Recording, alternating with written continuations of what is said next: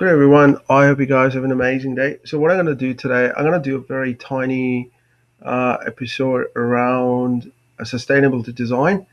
Now, I'm not going to discuss anything about the net zero cloud as a part of this episode because this is just a tiny bit of information I would like to share what it means to have a sustainable business. Now, from a business owner perspective, right? Like I'm a business owner, I'm a founder of Inspirate Solution. What does a sustainability business even means, right? So to give you a very simple answer to that in a nutshell, a sustainability business is something which works in harmony between your environment and the people they work for, and as well as for the business. What that means is that you have a business in such a way that it brings profit to your business, good for the people who work for you, and good for the environment you live in. Okay, so that's in simple terms what a sustainable business is about. If I take you back in history, right? Let me take you back example about my family, right? My mom's family. My mom's family has some association with the Sassoon family. If you've ever been from India, you would know that Sassoon families were Baghdadi Jews who came. We were my ancestors were very influential, very rich people back in the days. I don't consider myself for that, but so when my ancestors used to run textile industries, right? So that time there was no concept of sustainability, right? Yeah, I mean you manufacture clothes for people, right? But nobody cares what happens after the clothes gets shipped, right? I mean, what does the user do with the clothes? That's the user problem. Those kind of models we can't really achieve it. We can't really use it, right? Because it's not really good for the environment. If you look at from a how do I say from a carbon emission perspective, right? If you're on a textile industry, right, obviously you're going to pollute the environment by taking water, right, and making adding a dye to a t-shirt, and that water you can't put it back to the source, right? You might have to go through extraction process. That extraction process might further complicate the carbon emission, right? And then the user, once it reaches the hand of the user, right? Um, what exactly are you going to do with that clothes, right? Once the user is done with using that clothes, they might get rid of it, right? Unless you come up with some plan, right? So back in the days, it was like investors telling you, "Hey, I'm giving you money, make me the damn clothes. I want profit. After that, we don't care." So users were not really involved, right? User might have some opinion. Hey, I got some extra T-shirt. Can we give it back so it get recycled? Such kind of decisions are such kind of conversations, sorry, are very important when it comes to having a sustainable business. Okay, so I'm glad we are in 2023. We are talking about sustainability, which is very important for our planet and for our future generation to come, right? So because it really contributes to our fight against climate change, right? So now, when you're trying to build a sustainable business, right, you got to understand a few things you got to consider. Like, Trailer explained different ways. I'm going to tell from my experience. Okay, I'm a business owner. I can tell you real hand experience.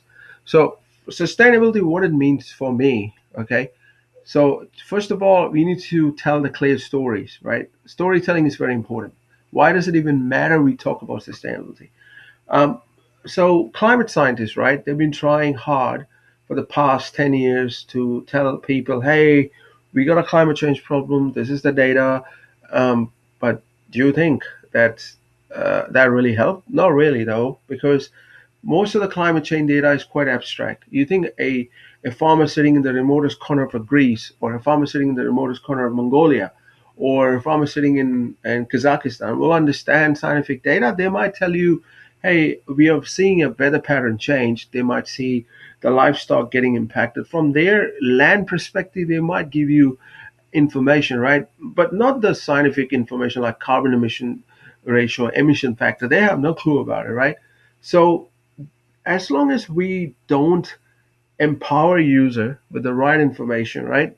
Rather than a scientific jargon, it's not going to help, right? So that's one of the reasons why I started Protect Planet Foundation to educate people.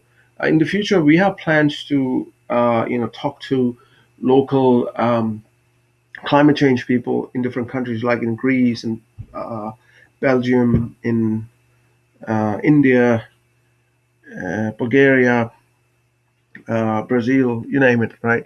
So that they talk the local language, the language which people and farmers can understand, right? So that we can work together. Just because, scientific community is great. It's very important to have a factual representation of a problem, but that's not really good enough, right? Because you got most of the scientists may not be good storyteller. So we need someone who tells the stories, right, to the people, the importance of climate change. So that's exactly the same thing you need to apply in your business. You need storyteller in your business. Why we need a sustainable business. You need to convince your supplier, hey, your supply if you go and talk to your supplier, right, what will happen? If you are not a great storyteller, suppliers say, why do I even care about my emission? XYZ company is happy to buy, say, product from us. Z company is buying, raw material from us. They never complain. Why are you making so fast? So, you as a business owner have a very high responsibility to be a great storyteller, right? Now, few factors I just wanted to mention that suppliers one thing, then you also need to involve the user, right, to make them understand, hey, we are a sustainable business.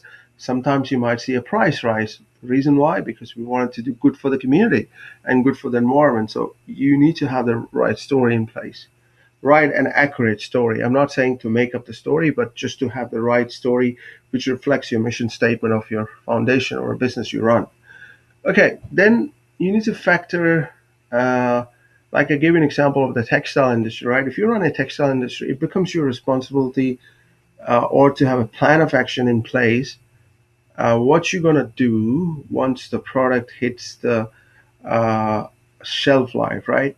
Let's say, even if from your warehouse or even from the hands of a user, right? Are you going to provide a recycling center where a user can dump the clothes so that it does not have an impact on the environment? So you need to factor those things into consideration. And the most important, you need to consider user opinion, right? Maybe send out a survey or involve your user. Don't just consider that stakeholder is the only one, right? Who, yeah, they're the board of members who pays you the money to build the stuff, but users also plays an important role, right? Because they're the one going to use it. Maybe involve environmentalists, right, to say how your business can help the environment. Maybe your business can involve in planting more trees to offset the emission, right? A lot of things you can do. So yeah, I mean, that's in a nutshell what a sustainable business means, right? I hope this is clear. I mean, it's not really complicated, right? I mean, if you run a company, you know the importance of sustainable business, right? Obviously, it's very important to make a profit, but profit should not be the only driving factor, right? We have to factor our environment as well. So yeah, that's a tiny lecture just to give you an idea, right? So that being said, hope you guys have an amazing Sunday. Adios.